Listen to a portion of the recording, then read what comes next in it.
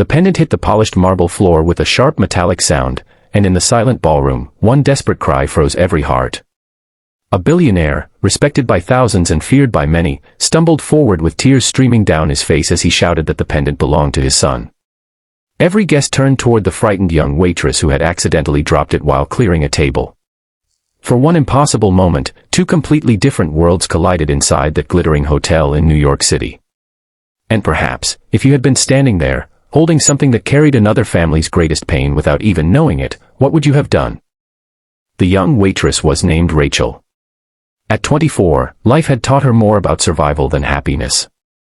She worked double shifts at the luxury hotel because her mother had spent the last year battling a serious illness that drained every dollar they had ever saved.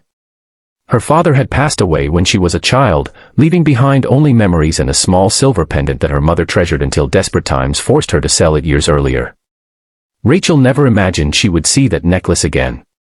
When she bought it from a tiny antique shop only weeks before, she believed it was simply a beautiful reminder of her childhood. She had no idea that inside its worn silver shell rested another family's unfinished story. Across the room stood Jonathan, one of America's youngest billionaires. Newspapers praised his business success, but none of them knew the sorrow he carried every morning when he looked at the empty bedroom that had remained untouched for 16 years. His 5-year-old son, Matthew, had disappeared during a crowded charity festival after wandering away for only a few minutes.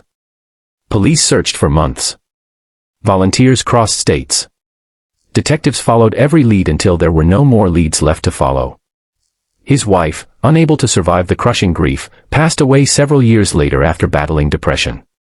Jonathan built companies worth billions, yet he could never rebuild the family he had lost.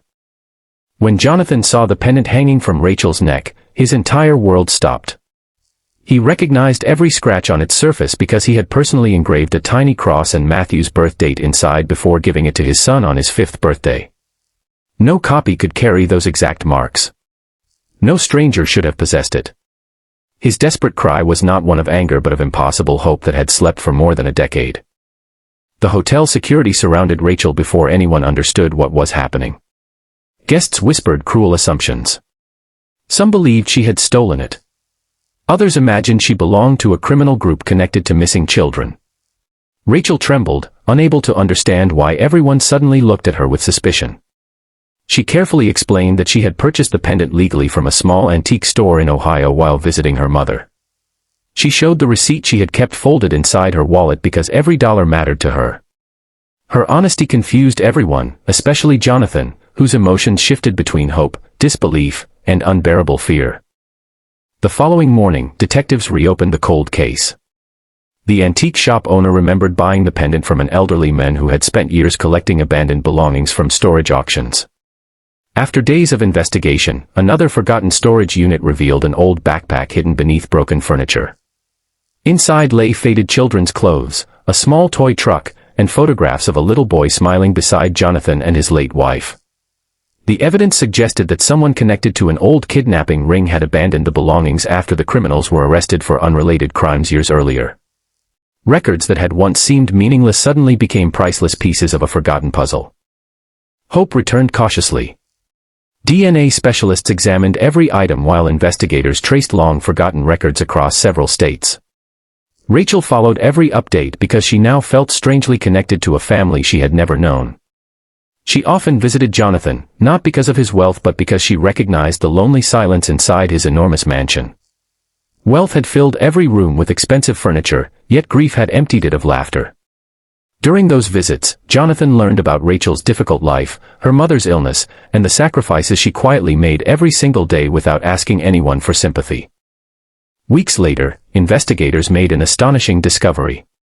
Years earlier, a frightened social worker in Colorado had handled the case of a homeless teenage boy who remembered almost nothing about his childhood except fragments of a carnival, a silver necklace, and the name Mom. The teenager had eventually been adopted by a loving Christian family who renamed him Michael after he could not remember his original name. He had grown into a hardworking paramedic dedicated to saving strangers because someone had once saved him from life on the streets. DNA testing erased every remaining doubt. Michael was Matthew. The reunion happened quietly inside a hospital chapel instead of before television cameras. Jonathan stood frozen as the 31-year-old man walked toward him wearing his paramedic uniform. Neither knew how to begin recovering 16 stolen years. There were no perfect speeches. No dramatic movie script could prepare two broken hearts for that moment. Jonathan simply reached into his pocket, unfolded the tiny photograph he had carried every day since his son disappeared, and compared it to the face before him. The same gentle eyes. The same crooked smile. The same tiny birthmark near his left eyebrow. Father and son embraced as decades of pain dissolved into uncontrollable tears. Even the detectives quietly stepped outside to give them privacy.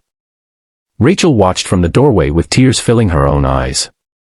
She realized that the pendant she had worn for comfort had become the bridge that reunited a shattered family. Jonathan later offered to pay every medical bill for Rachel's mother, but Rachel accepted only the amount truly needed. She believed kindness should never become a business transaction. Deeply moved by her integrity, Jonathan instead established a charitable foundation in Rachel's mother's honor, helping families searching for missing children while providing financial support to parents crushed by medical expenses. Michael volunteered there whenever he was off duty, determined that no child or parent should endure the loneliness his family had suffered. The little silver pendant was eventually placed inside a glass display at the foundation's entrance. Visitors often paused to admire its simple appearance, never realizing that one ordinary object had carried hope across 16 heartbreaking years. It reminded everyone that even when life seems to bury the truth beneath endless sorrow, compassion, perseverance, and unexpected kindness can still uncover miracles waiting in the shadows. Before you go, tell us in the comments, do you believe one small act, or even one forgotten object, can completely change someone's life? If this story truly touched your heart, please like, comment, share it with someone you love, and subscribe for more emotional stories that remind us hope is never truly lost.